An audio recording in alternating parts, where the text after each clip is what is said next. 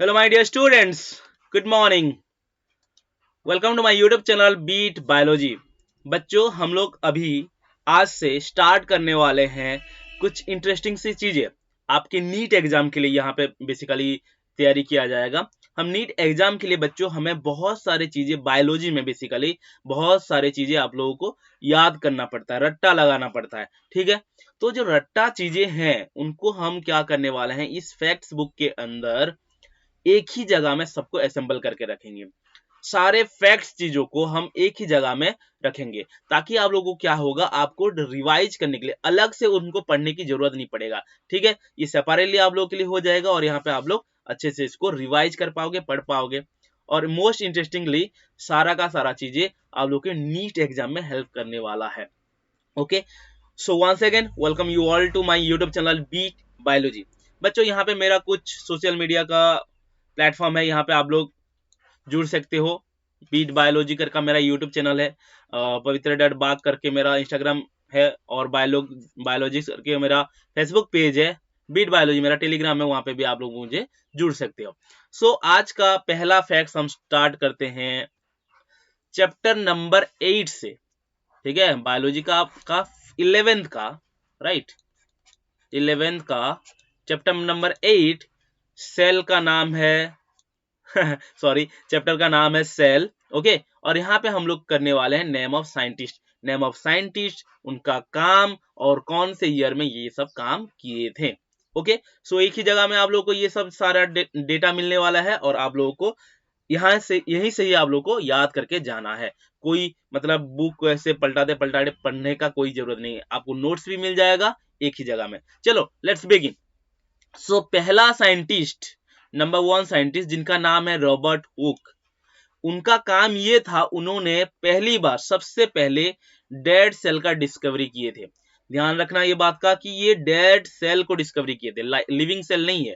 समझ में आ रहा है? ओके, ये किसमें पूछा जाता है कभी कभी कि डेड सेल को किसमें डिस्कवर किए थे। एक कॉर्क होता है ना बच्चों, उस कर्क के अंदर डेड सेल को देखे थे। राइट, ये हो गया पहला साइंटिस्ट। दूसरा साइंटिस्ट का नाम है एवी लिवेन व्हाइट, जिन्होंने live cell first time discover किए थे। Right, number three 3 number scientist में आते हैं रॉबर्ट ब्राउन। क्या है नाम? Robert Brown. ओके, उन्होंने न्यूक्लियस डिस्कवर किया था।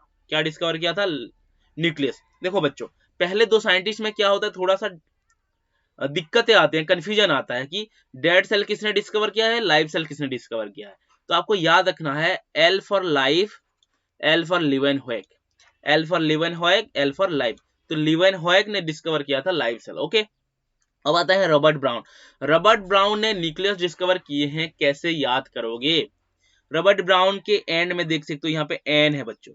रॉबर्ट ब्राउन के एंड में एन है, यहाँ पे देख सकते हो एन से स्टार्ट होता है आपका nucleus. Robert brown discover nucleus, और यहाँ पे याद करना होगा आपको ये जो ईयर है, दैट इज 1831।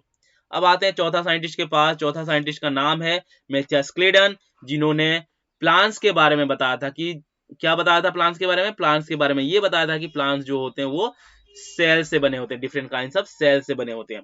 ओके, और ये कब बोला था? 1838 में बोला था बच्चों।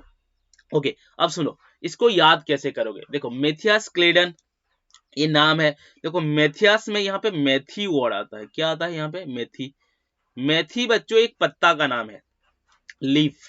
ओके, एक प्लांट का नाम है। ठीक है, मेथी पत्ता बोलते हैं, मेथी लीफ बोलते हैं, एक प्लांट को समझाता है। अब तो यहीं से मेथी अगर प्लांट को समझाते हो, यहां से याद कर सकते हो कि ये प्लांट के बारे में बताए थे। और क्या बताए थे? प्लांट जो होता है आपका सेल से बने होते हैं। राइट, अब आ जाते हैं नंबर 5 में। साइंटिस्ट का नाम है थियोडर स्वान, जिन्होंने plant cell as well as animal cell के बारे में बताया था। और मेनली ये एनिमल सेल के बारे में बताए थे, क्योंकि ये एक जूलॉजिस्ट है। अब देखो, ये एनिमल सेल के बारे में कैसे बताएं, या जूलॉजिस्ट है बोल के कैसे पता चलेगा? इनके नाम में ही एक एनिमल का नाम है बच्चों, स्वान। स्वान जानते हो ना, एक एनिमल है। स्वान से याद कर सकते हो कि एनिमल सेल के बारे में बताए थे। ओके, तो अब देखो प्लांट के बारे में क्या बताए थे, एनिमल के बारे में क्या बताए थे। प्लांट सेल के बारे में बताए थे कि प्लांट सेल में सेल वॉल होता है। क्या बोले थे? प्लांट सेल में सेल वॉल होता है, आउटर कवरिंग। एनिमल सेल में जो आउटर कवरिंग होता है, एक पतला सा आउटर लेयर होता है बोल के बोले थे थियोडर स्वान, जिसको जो थीन आउटर लेयर बोला गया है यहाँ पे, जिसको हम प्रेजेंटली प्लाज्मा मेम्ब्रेन कहते हैं। What you call that? Plasma membrane, right बच्चों। और ये कब कहा था? 1839 में कहा था इन्होंने, ठीक है। अब आते हैं नंबर 6 में। नंबर 6 जो साइंटिस्ट हैं, दोनों scientist Matthias Schleiden and Theodor Schwann, इन दोनों ने मिलकर सेल थ्योरी दिया था बच्चों। क्या दिया था? सेल थ्योरी दिया था, ठीक है। सेल थ्योरी क्या है आप लोग पढ़ोगे आगे जाकर। सेल थ्योरी ये है बच्चों, दुनिया में जितने भी लिविंग ऑर्गेनिज्म है, सारा का सारा लिविंग ऑर्गेनिज्म सेल से बना है, सेल प्रोडक्ट से बना है। और दूसरा सेल थ्योरी ये है कि दुनिया में जितने भी नया सेल आते हैं, they are arises from the pre existing cell, पहले से कोई सेल है और वहां से डिवाइड होकर नया सेल बनता है। ये बोले थे इन दोनों ने मिलकर। हालांकि इन दोनों ने ये नहीं बोला था, और एक साइंटिस्ट ने बोला था, रुडोल्फ विर्चियो है उनका नाम, जिन्होंने बोला था कि new cells are arises from the pre existing cell, okay, जिसके बारे में अभी हम बात करेंगे। नंबर 7 में आते हैं, हमारा साइंटिस्ट नाम है रुडोल्फ विर्चियो। इन्होंने, रुडोल्फ विर्चियो ने क्या किया था? सेल थ्योरी को मॉडिफाई किया था और एक फेमस सा सेंटेंस बोले थे। उस सेंटेंस के बावजूद बदले में उन्होंने बहुत फेमस हो गए थे उन्होंने वो, ठीक है, सॉरी, वो बहुत ही फेमस हो गए थे। उस सेंटेंस था ओमनी सेलुला ई सेलुला। क्या सेंटेंस था?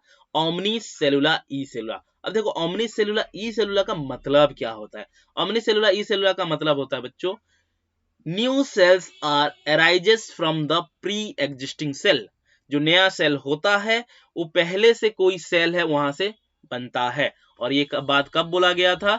1855 में। कब बोला गया था? 1855। अब आते हैं 8वां साइंटिस्ट के पास। 8वां साइंटिस्ट का नाम है सिंगर एंड निकोलसन।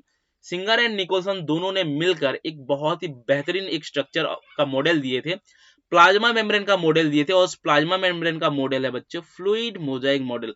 और ये फ्लूइड मोजाइक मॉडल जो प्लाज्मा मेम्ब्रेन के लिए दिए थे इन्होंने, पूरा वाइड मतलब वर्ल्ड वाइड ये एक्सेप्टेड है। और ये कब दिए थे? 1972 में दिए थे, राइट। अब आते हैं नंबर 9 में। नंबर 9 में जो साइंटिस्ट है उनका नाम है कैमिलो गोल्गी। नाम से ही पता चलता है कि इन्होंने गोल्गी बॉडी के बारे में बताया था। और ये कब बताए थे? 1898 में। समझ में आ गया? 1898 में, ओके।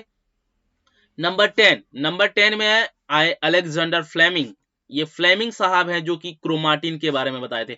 आप लोग क्रोमाटिन जानते हो, जो आपका डीएनए जब ऐसे कॉइल्ड हो जाता है, बीडेड स्ट्रक्चर बनता है, उसको हम क्रोमाटिन बोलते हैं, ओके। ये तो 10 साइंटिस्ट हो गए, और कुछ साइंटिस्ट हैं उनके बारे में डिस्कस कर लेते हैं, ओके। अब देखो 11 नंबर में जो साइंटिस्ट का नाम आया है उनका नाम है क्रिस्टियन डी ड्यूवे। क्रिस्टियन डी ड्यूवे, इन्होंने लाइसोजम को डिस्कवर किया था for the first time, and कौन से ईयर में? 1955 में। 1955 में इन्होंने लाइसोजम को डिस्कवर किया था। नंबर 12 में साइंटिस्ट आते हैं रॉबिन्सन एंड ब्राउन। ध्यान से सुनना, रॉबिन्सन एंड ब्राउन, इन्होंने राइबोसोम को डिस्कवर किया था। राइबोसोम को डिस्कवर किया था इन द प्लांट सेल। ये बात आपको याद रखना है कि प्लांट सेल में इन्होंने डिस्कवर किया था राइबोसोम को, ओके। और अब ये कब किए थे? 1953 में किए थे, राइट। अब आते हैं 13वां साइंटिस्ट के पास, जिनका नाम है जॉर्ज पालाडे। देखो जॉर्ज पालाडे ये बहुत ही इंपॉर्टेंट साइंटिस्ट का नाम है, इसके बारे में क्वेश्चन आता है नीट एग्जाम में। जॉर्ज पालाडे ने राइबोसोम को ही डिस्कवर किया था, और वो एनिमल सेल में डिस्कवर किए थे। देखो 12 नंबर में जो साइंटिस्ट है रॉबिन्सन एंड ब्राउन, उन्होंने भी आपका राइबोसोम डिस्कवर किया था। जॉर्ज पालाडे ने भी राइबोसोम डिस्कवर किया था, और वो सेम ईयर में किए थे, 1953 और 1953 में। बट क्वेश्चन आता है आपका जॉर्ज पालाडे के नाम में, और ये एनिमल सेल में डिस्कवर किए थे राइबोसोम को।